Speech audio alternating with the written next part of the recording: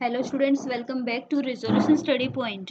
Today we are going to discuss our last topic, that is proteins in amino acid peptides and protein chapter. आज का जो हमारा topic है ये रहेगा प्रोटीन के बारे में कि प्रोटीन जो है वो किस टाइप से सिंथेसाइज होता है, प्रोटीन्स में कौन कौन से टर्मिनल्स होते हैं और दोनों टर्मिनल्स को फाइंड आउट करने के लिए हम क्या क्या रिएक्शंस करते हैं, किस किस रिएक्शन से हम इनको फाइंड आउट कर सकते हैं, साथ में प्रोटीन की स्ट्रक्चर क्या होती है, ये सब हम इसमें डिस्कस करने वाले हैं. So let's get started. First of all, what are proteins? Proteins का नाम से ही आपको पता चलेगा कि प्रोटीन्स जो होते हैं वो हमारी बॉडी के बिल्डिंग ब्लॉक्स होते हैं, हमारी बॉडी को एनर्जी प्रोवाइड करते हैं. ये तो हम बायोलॉजिकली जानते हैं कि प्रोटीन्स होते क्या हैं. बट अगर हम इसके केमिकली प्रोटीन्स के बारे में बात करें तो आपको पता है कि प्रोटीन्स जो हैं ये पेप्टाइड से मिलकर बने हैं, और जो पेप्टाइड्स थे वो किससे मिलकर बने हैं? अमीनो एसिड से. तो आप एक बात यहाँ पर ये कह सकते हो कि जो प्रोटीन्स हैं वो अमीनो एसिड से मिलकर बने होते हैं. Okay, so proteins are made up of amino acids, or you can say amino acids are building block of proteins. अब आप देखते हो कि जो प्रोटीन्स है ये आपकी लिविंग सेल्स में प्रेजेंट होता है, जैसे कि कुछ प्लांट सेल में भी प्रेजेंट मिलेगा आपको, कुछ एनिमल सेल में भी देखने को मिलेगा. जैसे एनिमल की अगर हम बात करें तो जो मसल्स होती हैं, स्किन जो होती है, hair, nails, blood tendons, arteries और जो कनेक्टिव टिश्यू होते हैं, ये सब के अंदर प्रोटीन्स हमें देखने को मिलता है. अब ये जो प्रोटीन है इसको क्लासिफाई कैसे करेंगे ये हम यहाँ पर डिस्कस करने वाले हैं. So now the classification of proteins. Proteins का क्लासिफिकेशन कैसे करेंगे? फर्स्ट हम बात करते हैं classification according to 3 dimensional structure की. जो आपका प्रोटीन है वो एक 3 डायमेंशनल स्ट्रक्चर की फॉर्म में एग्जिस्ट करता है और उसी के बेस पे हम इसकी क्लासिफिकेशन करेंगे. और फर्स्ट क्लासिफिकेशन अपनी आती है 3 डायमेंशनल बेस के ऊपर, जिसमें हम बात करेंगे फाइब्रस प्रोटीन्स के बारे में. ऐसे प्रोटीन जो फाइबर के जैसे होते हैं फाइब्रस प्रोटीन हो जाएंगे. फाइबर के जैसे मीन्स जो लीनियर थ्रेड लाइक मॉलिक्यूल से मिलकर बने होते हैं. और जैसे कि एक फाइबर होता है उसके अंदर जो थ्रेड्स होते हैं वो बिल्कुल साइड बाय साइड ऐड होकर के एक फाइबर को बनाते हैं, बिल्कुल वैसे ही यहाँ पर जो अमीनो एसिड होते हैं वो बिल्कुल वैसे ही ऐड होते जाएंगे और प्रोटीन्स को बनाएंगे. So this protein consist of linear thread like molecules which tend to lie side by side to form fibres.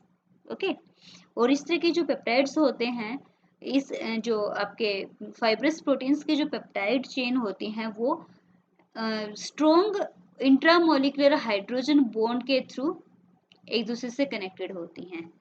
ठीक है. फाइब्रस प्रोटीन टफ होते हैं, वाटर में इनसोल्यूबल होते हैं. बात करें कि जो आपका फाइब्रस प्रोटीन है ये एनिमल टिश्यू में आपको देखने को मिलेगा. इसमें आप बोल सकते हो कि जो आपका स्किन का केराटिन है, हेयर के अंदर जो केराटिन होता है, नेल्स में जो केराटिन होता है, वूल्स में जो केराटिन होता है, या फिर होर्न फीदर वगैरह में जो केराटिन्स होता है, वो सब इसके एग्जाम्पल है फाइब्रस प्रोटीन का. तो केराटिन किसका एग्जाम्पल है? फाइब्रस प्रोटीन का. Next collagen. कोलाजन क्या है? एक प्रोटीन है. किस टाइप का प्रोटीन है? फाइब्रस प्रोटीन है जो आपको टेंडन में देखने को मिलता है.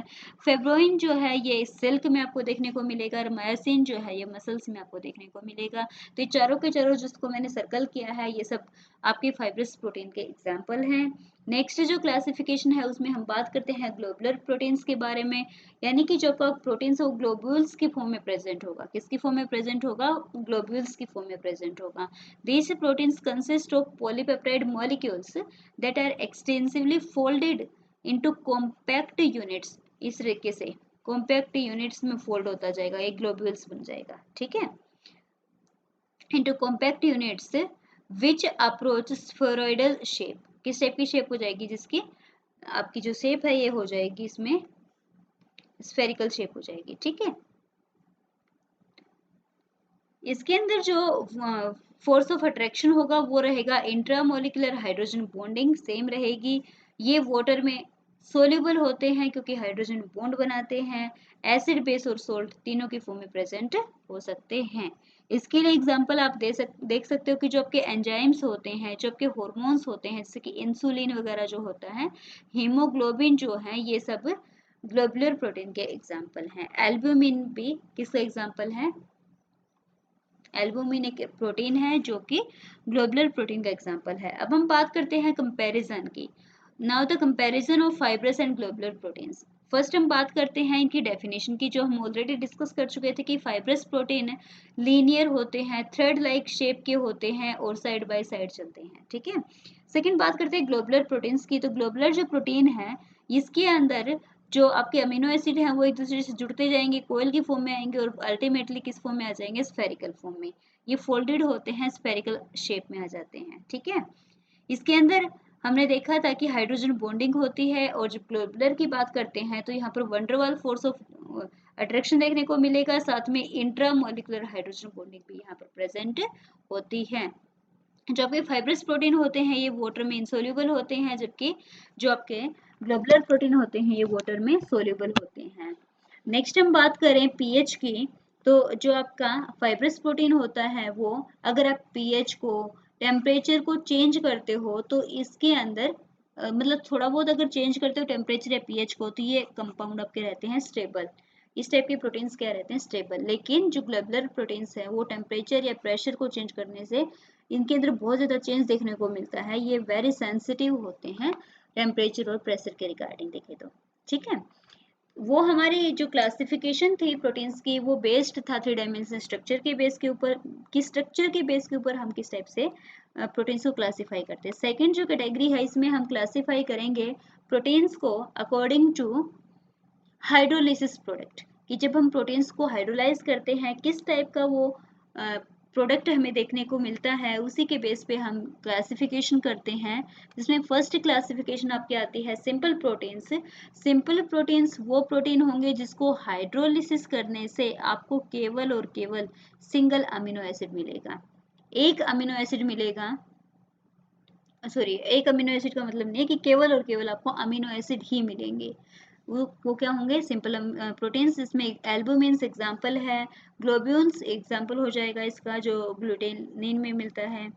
फिर आता है कॉन्जुगेटेड प्रोटीन्स। कॉन्जुगेटेड प्रोटीन्स कौन से प्रोटीन्स होंगे, अगर ऐसे प्रोटीन जिसका हम हाइड्रोलिसिस करते हैं तो उसमें एक प्रोटीन पार्ट के साथ साथ नॉन प्रोटीन पार्ट भी आपको देखने को मिलता है, जो क्या होता है, प्रोस्थेटिक ग्रुप। यानी कि आपको अब केवल अमीनो एसिड नहीं मिलेगा बल्कि नॉन प्रोटीन पार्ट भी देखने को मिलेगा, जो क्या होगा, प्रोस्थेटिक ग्रुप होगा। और प्रोस्थेटिक ग्रुप के लिए हम यहाँ पर एग्जांपल दे सकते हैं जो कॉन्जुगेटेड प्रोटीन्स होते हैं।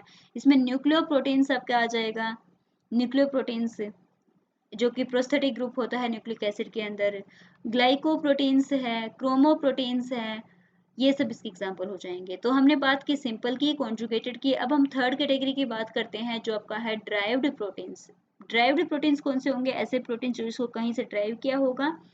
सो these are the degradation product obtain by partial hydrolysis और simple and conjugated base proteins का। जो सिंपल और कॉन्जुगेटेड प्रोटीन है उसका कंप्लीट हाइड्रोलिसिस कर दोगे तो वो बिल्कुल अमीनो एसिड में चले जाएंगे, लेकिन आपने क्या पार्शियल हाइड्रोलिसिस तो पेप्टाइड्स तक रुक जाएंगे, जैसे कि प्रोटियोज है, पेप्टोन्स है, पेप्टाइड्स है, ये सब इसके एग्जाम्पल होंगे ड्राइव्ड प्रोटीन्स के। ओके, जो नेक्स्ट कैटेगरी है, ये आपके जो नेक्स्ट टॉपिक है जिसमें हम बात करें जनरल कैरेक्टरिस्टिक ऑफ प्रोटीन्स की, आपके सिलेबस का पार्ट नहीं है, बिल्कुल भी आपको ये स्टडी नहीं करना है। इसमें हम बात करते हैं एलिमेंटल कंपोजिशन की। जो आपका प्रोटीन है उसमें कार्बन, हाइड्रोजन, नाइट्रोजन, ऑक्सीजन कितने प्रेजेंट होते हैं, तो ये आपको बिल्कुल भी नहीं पढ़ना है। फिजिकल स्टेट में क्या होंगे, मोलिकुलर मास क्या होगा, एम्फोटेरिक नेचर के होते हैं, ऑप्टिकल एक्टिव होते हैं, आइसोइलेक्ट्रिक पॉइंट क्या होता है, हाइड्रोलिसिस क्या होता है, ये सब आपको पढ़ने की जरूरत नहीं है, क्योंकि जो आपका सेक्शन 14, 15 और 16 है ये सब हमारे सिलेबस का ही पार्ट नहीं है, तो हम इसको डिस्कस यहाँ पर नहीं करेंगे। ठीक है, ये था 14th पार्ट। अब हम बात कर लेते हैं यहाँ पर 15 पार्ट की। तो 15 में एनालिसिस दे रखा है जो भी हमारे सिलेबस का पार्ट नहीं है, बट इसके लिए आप एक इम्पोर्टेंट चीज याद रख लेना, निन हाइड्रीन टेस्ट। ये इम्पोर्टेंट टेस्ट है, कई बार आपके एमसीक्यूज में आ जाता है कि निन हाइड्रीन टेस्ट किसकी डिटेक्शन के लिए हम यूज करते हैं, तो निन हाइड्रीन टेस्ट का हम यूज करते हैं प्रोटीन्स के डिटेक्शन के लिए। साथ में जितने भी टेस्ट हैं सब यूज करते हैं हम प्रोटीन के डिटेक्शन के लिए, लेकिन आपको निन हाइड्रीन वाला इंपॉर्टेंट है इसलिए याद रखना है, क्योंकि जब आप लोगों ने सेकेंड ईयर के अंदर ऑर्गेनिक कंपाउंड्स का एनालिसिस किया होगा तब निन हाइड्रीन टेस्ट किया होगा, मोलिस्ट रिएजेंट से आपने रिएक्शन की होगी, बाय यूरे टेस्ट आपने किया होगा, तो ये सब टेस्ट आप कर चुके हो। जो प्रोटीन्स है इसकी बायोलॉजिकल इंपॉर्टेंस भी आपके सिलेबस का पार्ट नहीं है, तो ये भी हम यहाँ पर डिस्कस नहीं करने वाले हैं। आपको पता है कि जो प्रोटीन है वो एंजाइम के फॉर्म में भी होते हैं, एंटीबॉडीज के फॉर्म में प्रेजेंट होते हैं, ट्रांसपोर्ट एजेंट हम इसको बोलते हैं, स्ट्रक्चर मटेरियल्स होते हैं, फूड रिजर्व होते हैं और मोशन प्रोटीन्स होते हैं। तो ये सब हमारे सिलेबस का पार्ट था ही नहीं, तो हमने वो डिस्कस भी नहीं करना है। अब हम बात करते हैं अपने सेक्शन नंबर 17 जो कि हमारे सिलेबस का पार्ट है, जिसमें हम डिस्कस करेंगे पेप्टाइड्स और प्रोटीन्स की स्ट्रक्चर के बारे में। Now the topic is structure of peptides and proteins, और जो स्ट्रक्चर का टॉपिक है ये वेरी इंपॉर्टेंट टॉपिक है प्रोटीन्स के लिए। तो स्ट्रक्चर की अगर हम बात करें तो प्रोटीन्स की जो स्ट्रक्चर है वो एग्जिस्ट करती है primary structure, secondary structure, tertiary structure और क्वाटरनरी स्ट्रक्चर। यहाँ पर भी हम सिर्फ दो स्ट्रक्चर को डिस्कस करेंगे, प्राइमरी और सेकेंडरी स्ट्रक्चर को। टर्सरी और क्वाटरनरी हमारे सिलेबस का पार्ट नहीं है। तो फर्स्ट हम बात करते हैं प्राइमरी स्ट्रक्चर की। तो प्राइमरी स्ट्रक्चर के अंदर हम देखेंगे, प्राइमरी स्ट्रक्चर सिर्फ आपको ये बताएगी कि जो आपका प्रोटीन है उसमें अमीनो एसिड की कंपोजिशन क्या है और सीक्वेंस क्या है।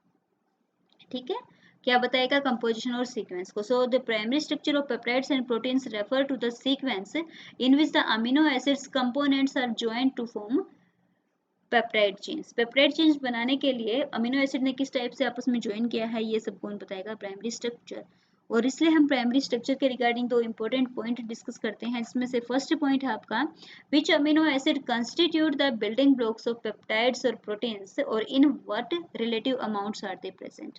तो किस बात का क्वेश्चन हम यहाँ से फाइंड आउट करेंगे कि कौन सा अमीनो एसिड ने कौन से अमीनो एसिड के साथ रिएक्शन करके पेप्टाइड बनाया है, साथ में कितना बनाया है। सेकेंड जो पॉइंट होगा उसमें हम देखेंगे कि अमीनो एसिड की सीक्वेंस क्या है। जैसे कि आपके पास 4 अमीनो एसिड यहाँ पर लगे हुए हैं, तो फर्स्ट वाला अमीनो एसिड क्या है, फिर सेकंड वाला क्या है, थर्ड वाला क्या है, फोर्थ वाला क्या है। तो ये सीक्वेंस हमें यहाँ पर फाइंड आउट करनी होगी। तो ये हम प्राइमरी स्ट्रक्चर से फाइंड आउट कर सकते हैं। अब नेक्स्ट टॉपिक हमारा आता है determination of amino acid composition. Amino acid composition कैसे फाइंड आउट करेंगे? देखिए, आपके पास प्रोटीन है। प्रोटीन आपको पता है कि बहुत सारे लार्ज अमाउंट में जब अमीनो एसिड एक दूसरे के साथ जुड़ते जाते हैं, पेप्टाइड्स बनाते हैं और पेप्टाइड से मिलकर ही प्रोटीन बनता है। तो प्रोटीन का जब आप कंप्लीट हाइड्रोलिसिस कर लोगे तो आपको अमीनो एसिड का मिक्सचर मिलेगा। क्या मिलेगा? अमीनो एसिड का मिक्सचर। अब इन अमीनो एसिड को आप किस टाइप से आइसोलेट करोगे, किस टाइप से आप इनको डिटरमाइन करोगे, तो वो मेथड हमें यहाँ पर पढ़ना है। तो इसके लिए आपको क्या करना है कि जो भी आपके हाइड्रोलिसिस का जो प्रोडक्ट आया है, जो भी आपका हाइड्रोलिसिस का प्रोडक्ट होगा उसको आप हीट करोगे 6 मोलर हाइड्रोक्लोरिक एसिड के साथ 24 आवर्स के लिए। जो भी आपका मिक्सचर है उसको आपने क्या करना है? हीट करना है। किसके साथ मिक्सचर लेना है? 6 मोलर हाइड्रोक्लोरिक एसिड के साथ। और कितने टाइम हीट करोगे? 24 आवर्स आपको इसको हीट करना होगा। जो आपका मिक्सचर होगा उसमें केवल और केवल क्या आ जाएगा? Amino acid.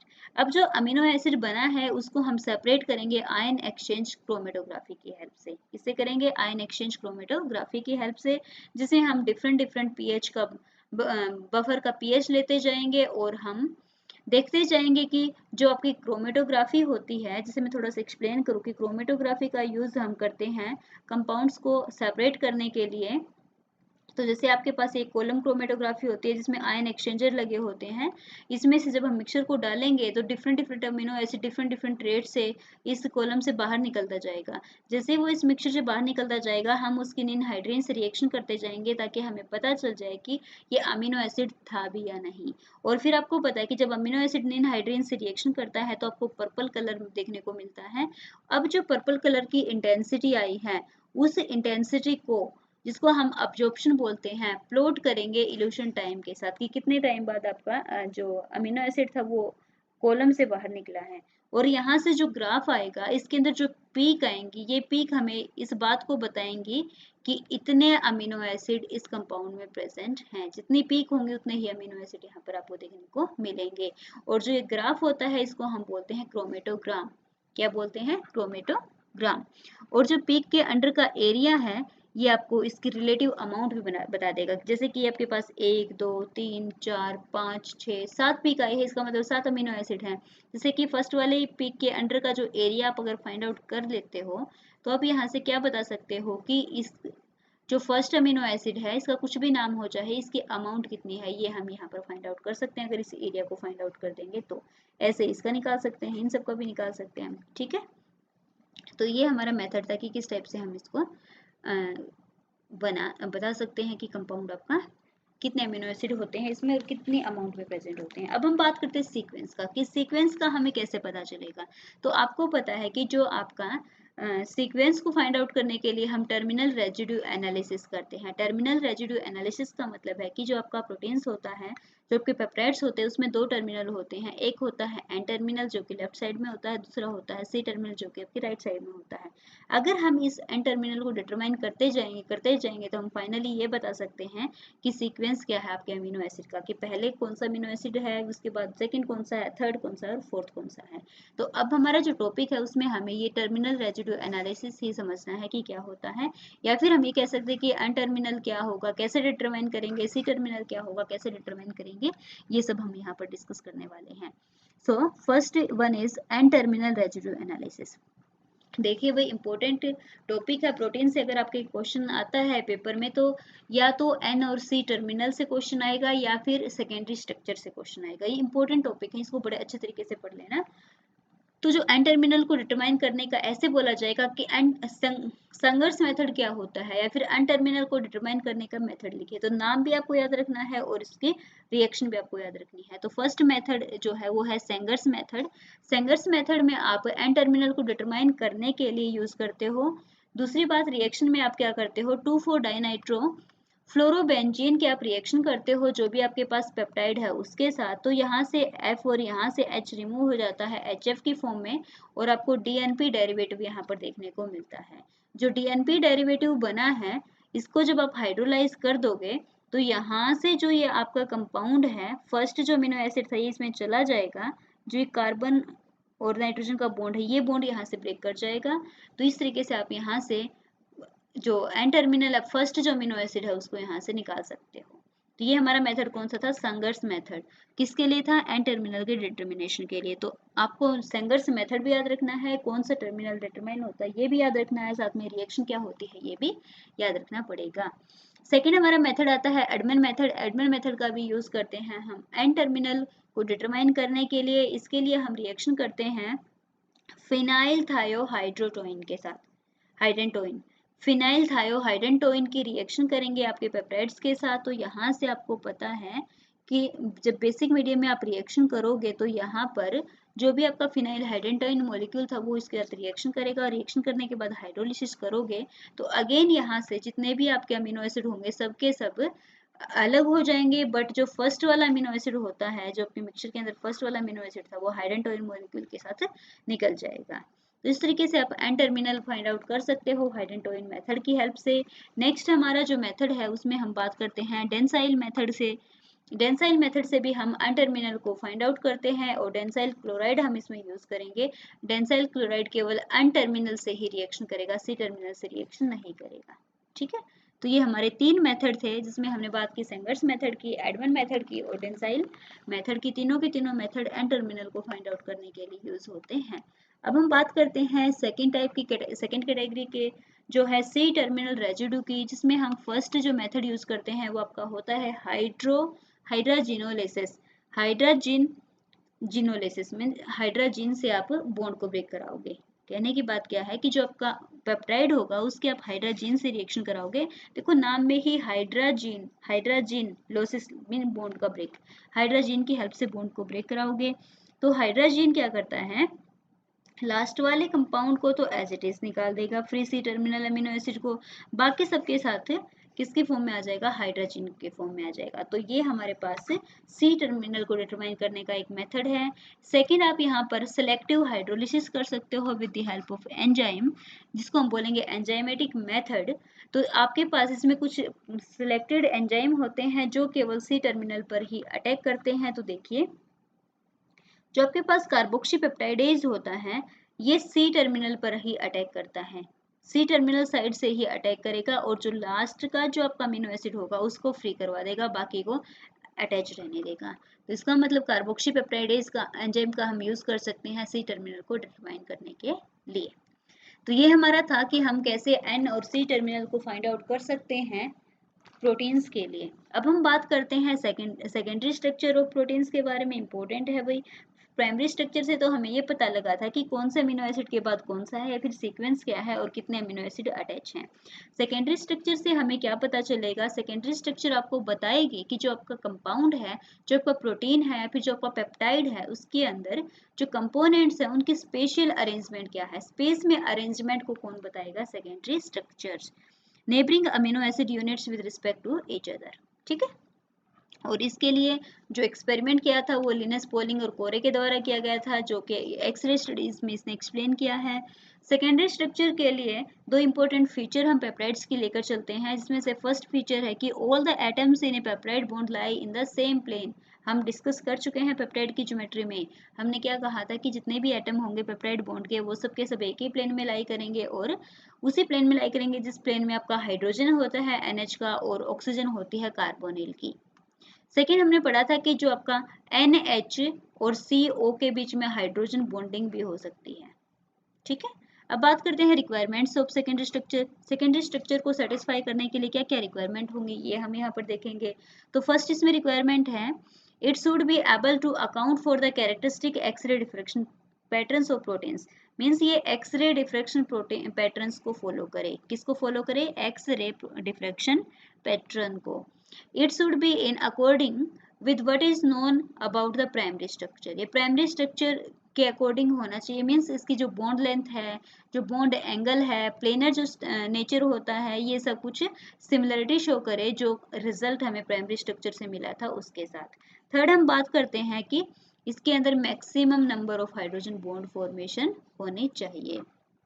बात करते हैं सेकेंडरी स्ट्रक्चर के बारे में। तो सेकेंडरी स्ट्रक्चर दो फॉर्म में एग्जिस्ट करती है, एक तो आपके पास बीटा प्लेटेड सेकेंडरी स्ट्रक्चर है, दूसरा आपके पास अल्फा हेलिकल सेकेंडरी स्ट्रक्चर है। तो पहले हम बात कर लेते हैं बीटा प्लेटेड सीट स्ट्रक्चर के बारे में। तो इसमें आप देखोगे कि जो आपका प्रोटीन है, इसके अंदर जो कार्बन चेन है जो वो बिल्कुल जिग जैग स्ट्रक्चर में इस तरीके से अरेंज होती है कि जो आपके टर्मिनल्स होते हैं C टर्मिनल और N टर्मिनल, या फिर आप ये कह सकते हो कि दो कार्बन्स के बीच की जो डिस्टेंस है, इनकी इसके बीच की बोलो या फिर इन दोनों के बीच की बोलो, वो हमेशा क्या होती है, 720 पिकोमीटर होगी या फिर 7.2 एंगस्ट्रॉम होगी, ठीक है।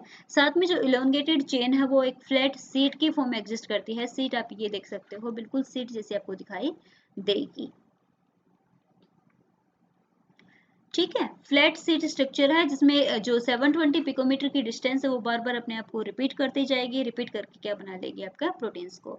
अब देखिए जो आपकी बीटा प्लेटेड जो स्ट्रक्चर होती है वो पैरेलल स्ट्रक्चर होती है। मीन्स पैरेलल का मतलब ये है कि जो कार्बोनिल है, इसमें आप देख सकते हो ऊपर की साइड में है, इसमें कार्बोनिल नीचे है, फिर से ऊपर आएगा, फिर से नीचे आएगा, फिर से ऊपर आएगा, तो ये सेम डायरेक्शन में रहता है, ठीक है। दोनों सीट्स आपस में पैरेलल चलती रहती हैं। Beta plated seed structure may be parallel or anti-parallel beta plated seed. In the parallel beta plated seed, the neighboring chains are parallel to each other. Beta जो प्लेटेड जो सीट होगी उसमें जो नेबरिंग चेन्स होती हैं वो एक दूसरे के पैरेलल होती हैं, सेम डायरेक्शन में वो फ्लो करेंगी, रन करेंगी, लेकिन एंटी पैरेलल में वो एक दूसरे की अपोजिट डायरेक्शन में फ्लो करती हैं। जो ये प्रोटीन्स के स्ट्रक्चर हैं, मेडिकल के जो स्टूडेंट हैं उन लोगों ने तो अपनी बायोलॉजी में भी इसको डिस्कस किया होगा। जो जूलॉजी होती है उसके अंदर डिस्कस करते होंगे कि प्रोटीन की बीटा स्ट्रक्चर क्या होती है, अल्फा हेलिकल स्ट्रक्चर क्या होती है। तो आप लोग बिल्कुल वही वाली स्ट्रक्चर कर लेना, ये अलग से करने की जरूरत नहीं है क्योंकि सेम स्ट्रक्चर होती है, ठीक है। अल्फा हेलिक्स स्ट्रक्चर, तो अल्फा हेलिक्स स्ट्रक्चर ये कहता है कि जो प्रोटीन्स होता है उसके अंदर जो चेन होती है वो एक हेलिकल फॉर्म में एग्जिस्ट करती है। जैसे हेलिकल की जो कॉइल होती है बिल्कुल इसी फॉर्म में कौन एग्जिस्ट करती है, बीट जो प्रोटीन जो है उसकी मॉलिक्यूल्स जो प्रोटीन्स जो होते हैं, अमीनो एसिड होते हैं, साइड चेन जो होती है वो इस फॉर्म में एग्जिस्ट करती है। This is particularly favourable arrangement in which proteins में हैव बल्की साइड चेन। ये अल्फा फॉर्म कब एग्जिस्ट करेगी, जब प्रोटीन क्या होगा, बल्की साइड चेन रखता होगा, तब ये होगी, जिसके अंदर अल्फा हेलिक्स की फॉर्म में आपको ये स्ट्रक्चर देखने को मिलेगी। और जो हेलिक्स है आपका राइट हैंडेड हेलिक्स लिया है, इसीलिए इसका नाम क्या हो गया है, अल्फा हेलिक्स। ये तो आपका हेलिक्स है, ये हेलिक्स ऐसे भी तो हो सकता था, बट इसके अंदर हेलिक्स क्या है, राइट हैंडेड, इसलिए इसलिए हम इसको क्या बोलते हैं, ये देखिए ये आपका हेलिक्स कुछ इस टाइप का है, ये आप ऐसे देख सकते हो, ठीक है। राइट हैंडेड है इसलिए हम इसको क्या बोलते हैं, अल्फा हेलिक्स स्ट्रक्चर। अब जो अल्फा हेलिक्स की स्ट्रक्चर थी वो सबसे पहले पोलिंग ने फाइंड आउट की थी, प्रपोज की थी, वो भी किसके लिए, केराटिन के लिए। और केराटिन आपको पता है एक प्रोटीन है जो किस किस में प्रेजेंट होता है, हेयर में प्रेजेंट होता है, नेल्स में प्रेजेंट होता है, अनस्ट्रेच्ड जो वूल होती है इसमें प्रेजेंट होता है, ठीक है। और इसके अंदर अगर हम बात करें केराटिन के, तो इसमें 3.6 अमीनो एसिड रेजिड्यू देखने को मिलते हैं पर टन। एक टन के ऊपर 3.6 अमीनो एसिड आपको देखने को मिलेंगे। साथ में अगर आप यहाँ पर जो डिस्टेंस की बात करते हो तो वो डिस्टेंस यहाँ पर होगी 1.5 angstrom between amino acid residue lying along the axis of the helix. Helix के बीच की जो एक्सिस के बीच की जो डिस्टेंस होगी वो 1.5 रहेगी, ठीक है। साथ में अल्फा केराटिन के अंदर कुछ बीटा केराटिन भी आपको देखने को मिलता है। एक्स रे डिफ्रैक्शन पैटर्न से आप इसकी क्या बता सकते हो, स्ट्रक्चर को फाइंड आउट कर सकते हो। नेक्स्ट हमारी आती है मिक्स्ड स्ट्रक्चर। मिक्स्ड स्ट्रक्चर का मतलब क्या होगा भाई, दोनों की जो स्ट्रक्चर हो बिल्कुल मिक्सिंग वाली है, मतलब वो अल्फा हेलिक्स की फॉर्म में भी प्रेजेंट है, साथ में वो बीटा प्लेटेड की फॉर्म में भी प्रेजेंट है। अगर स्ट्रक्चर आपके अल्फा और बीटा के बीच लाई करती है तो हम उसको बोलते हैं मिक्स्ड स्ट्रक्चर या फिर मिक्स्ड सेकेंडरी स्ट्रक्चर। ओके, तो यहाँ पर अपना टॉपिक खत्म होता है। इसी के साथ अपना BSc final year organic chemistry का सिलेबस भी कंप्लीट हुआ। अब आपको बहुत अच्छे तरीके से इसको तैयार कर लेना है।